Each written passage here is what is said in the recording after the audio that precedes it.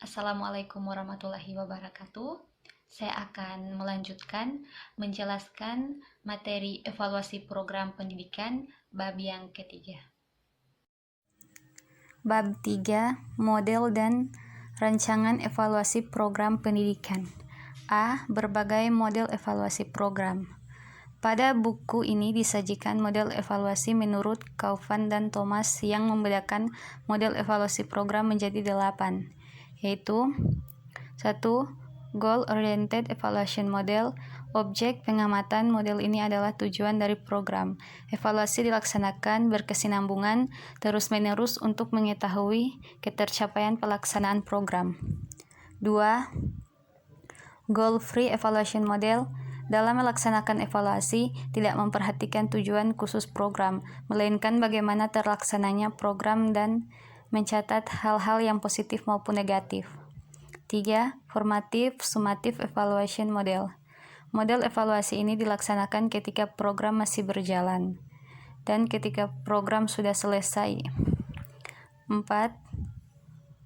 Continuous Evaluation Model.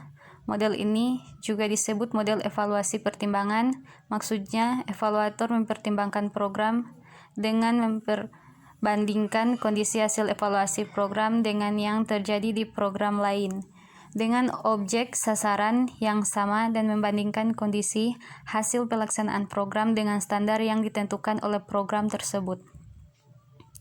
5. Responsive Evaluation Model. Model ini tidak dijelaskan dalam buku ini karena model ini kurang populer. 6. Model ini meliputi 4 tahap, yaitu A. Needs Assessment, memusatkan pada penentuan masalah, hal-hal yang perlu dipertimbangkan dalam program, kebutuhan uang dibutuhkan oleh program, dan tujuan yang dapat dicapai.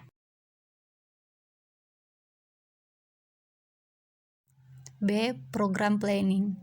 Perencanaan program dievaluasi untuk mengetahui program disusun sesuai analisis kebutuhan atau tidak.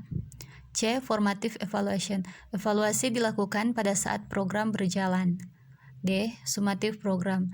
Evaluasi untuk mengetahui hasil dan dampak dari program serta untuk mengetahui capaian program. 7. SHIP Evaluation Model. A. Evaluasi konteks. Evaluasi konteks adalah evaluasi terhadap kebutuhan, tujuan, pemenuhan, dan karakteristik individu yang menangani. Seseorang evaluator harus sanggup menentukan prioritas, kebutuhan, dan memilih tujuan yang paling menunjang kesuksesan program. B. Evaluasi masukan. Evaluasi masukan mempertimbangkan kemampuan awal atau kondisi awal yang dimiliki oleh institusi untuk melaksanakan sebuah program. C. Evaluasi proses. Evaluasi proses diarahkan pada sejauh mana program dilakukan dan sudah terlaksana sesuai dengan rencana. D. Evaluasi hasil. Ini merupakan tahap akhir evaluasi dan akan diketahui tercapaian tujuan, kesesuaian proses dengan pencapaian tujuan, dan ketetapan tindakan dan diberikan dan dampak dari program.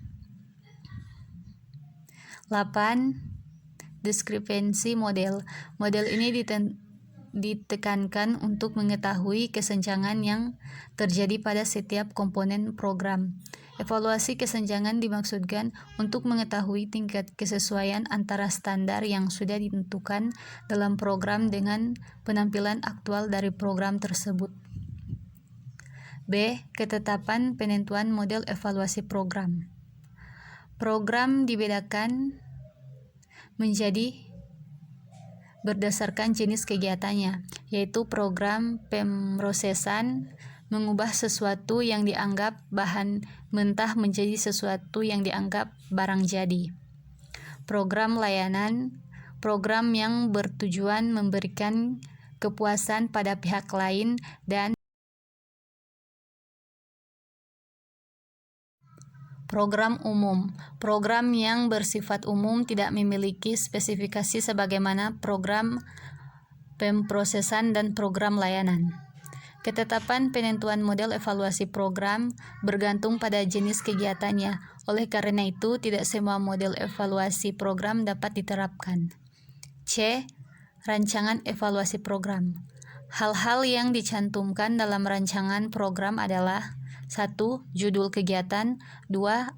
Alasan dilaksanakannya evaluasi, 3. Tujuan evaluasi, 4. Pertanyaan evaluasi, 5. Metodologi yang digunakan, 6. Prosedur kerja dan langkah-langkah kegiatan.